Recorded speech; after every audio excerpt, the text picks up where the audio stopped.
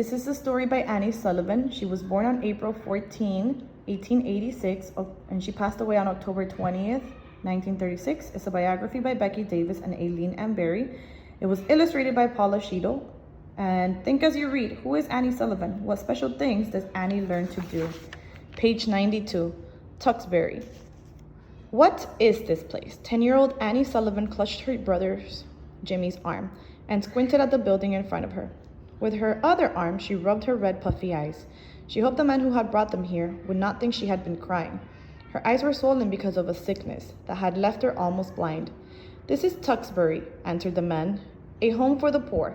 You and your brother will be living here for a while. Page 93. Annie did not think much of Tewksbury.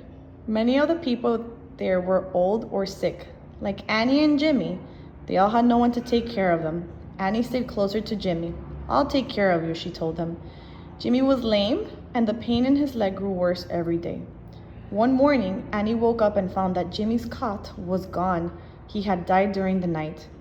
Annie spent days sitting still and staring at the empty space by her bed.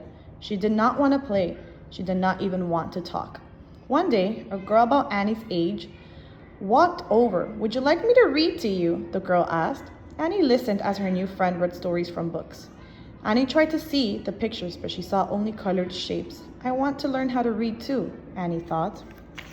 Page 94. Annie told her wishes to Mrs. Maggie, a lady in charge of Tewksbury. Miss Maggie thought for a moment. I have heard of a school where they teach blind people to read. It's called Perkins. I have even read of a lady at Perkins who is both blind and deaf. Laura Bridgman is her name. She has learned many things at the school. Miss Maggie's voice became sad.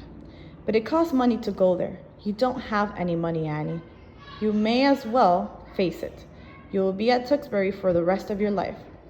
No, I won't, said Annie. Somehow, I am going to go to that school and I'm going to learn how to read. The thought of school never left Annie's mind. One day, some men came to inspect Tewksbury. This is your chance, Annie, whispered a friend. One of those men is Mr. Sanborn. He knows about Perkins School that's for the blind. Page 95. As they were about to leave, Annie ran up to the man. Mr. Sanborn, she cried, I want to learn how to read. Please let me go to Perkins. Annie was told to go back to her room. Weeks passed. Annie kept waiting and hoping. Then one day, Miss Maggie sent for her. Annie, I have wonderful news for you. This letter says that you can go to Perkins School for the blind and you won't have to pay a cent. Page 96. Perkins. September came. Annie rode a train to Perkins School for the blind. She was almost 15 years old, but the teacher put her in the first grade. The other children in the first grade couldn't see Annie, but they knew she was much older than they were. Big Annie, they teased. Annie gritted her teeth. I'll put up with anything as long as I can learn how to read, she said. Because Annie's eyes were bad, she learned to read raised letters by feeling their shapes. She would sit and read for hours. She read stories of princes and giants. She read about great leaders in history and people in the Bible. There's a whole new world inside books, Annie thought. What would it be like to see the pictures? Page 97. Not long before Annie finished school, a doctor tried an operation on her eyes. When the doctor removed the strips of cloth from her eyes, Annie held her breath. Annie, the doctor asked, can you see me? Annie opened her eyes. The doctor's face seemed to swim in the air. Then very slowly his face became clear. I can see you, Annie whispered. She looked around the room. I can see the nurse and the bed and the window. Not the shapes, the real things. Annie gripped the sheet tightly. It's better than any picture in a book. Page 98. Annie finished school in just 6 years. She began to think about what she would do next. I have a letter you might like to see. A friend at Perkins said to Annie one day. The Keller family lives in Alabama. Their 6-year-old daughter, Helen, can't see or hear. She needs a good teacher. Are you interested in this job? Annie frowned. How could she teach a girl who could not see or hear? Then Annie thought of Mrs. Bridgman, the blind and deaf lady at Perkins who had become her friend. People could talk to Miss Bridgman by spelling into her hand with her fingers. Could Helen be thought the same way? Annie made her decision. It will be a big job, she said, but I am willing to try.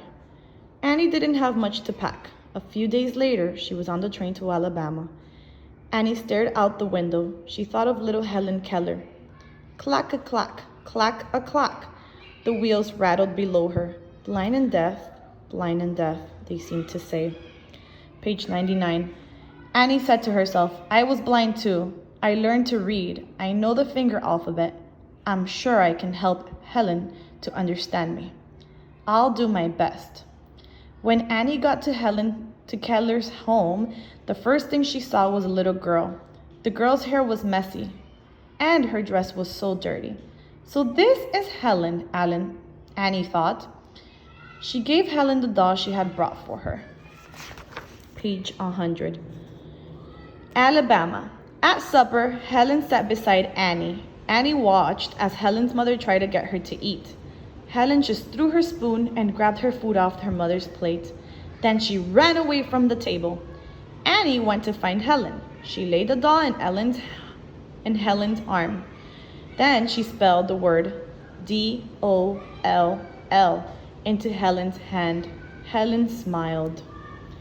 Page 101. When Annie tried to put the doll away, Helen became angry. She kicked Annie and hit Annie with her fist. Before I can teach Helen, said Annie, I must learn to obey. She must learn to obey. Helen had never learned to obey. Her family felt sorry for her and had always let Helen do as she liked. Now Annie had an idea. I must take Helen away from here, she said. Helen's father let Annie take Helen to a little house nearby. At first, Annie had a hard time. Helen fought with Annie, tried to dress her or put her. Helen fought when Annie tried to dress her or put her into bed. Sometimes Annie wanted to get angry too. Sometimes she sat down and cried. But Annie kept trying. She never let Helen get her own way. Slowly, Helen began to change. She stopped hitting, kicking, and fighting. She learned to be quiet and she did not get what she wanted. One day, Helen even let Annie hold her on her lap. It's time we moved back to the big house. Annie told Helen's mother and father, I think I can teach Helen. Now that she knows, she must obey. Page 102. Soon Helen learned to repeat Annie's hand spellings with her fingers. But Annie could tell that Helen did not understand. She did not know that DOLL meant the soft toy that she held in her arms. She did not know that CAKE meant the food that tasted good. Every lesson was like a game to Helen. Annie often lay awake at night thinking, how would I ever make her understand? Page 103. Months passed. One warm day, Annie and Helen went outside to the water pump for a drink. Helen put her mug under the water. As Annie always did, she spelled the word into Helen's hand. WATER. WATER. Annie spelled as the cool water gushed into the mug and over Helen's hand. Suddenly, Ellen dropped her mug and smiled.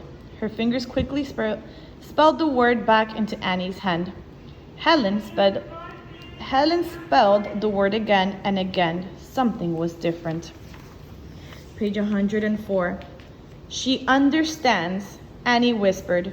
Then she looked up at the sky. She understands, Annie whispered. She laughed and threw her arms around Helen. Oh, Helen, now you understand what words are.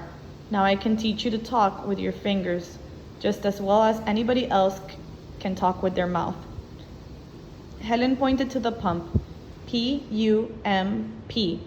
Annie spelled into Helen's hand. Helen ran to the tree and pointed. TREE. Annie spelled. Then Helen reached out and touched Annie. T-E-A-C-H-E-R.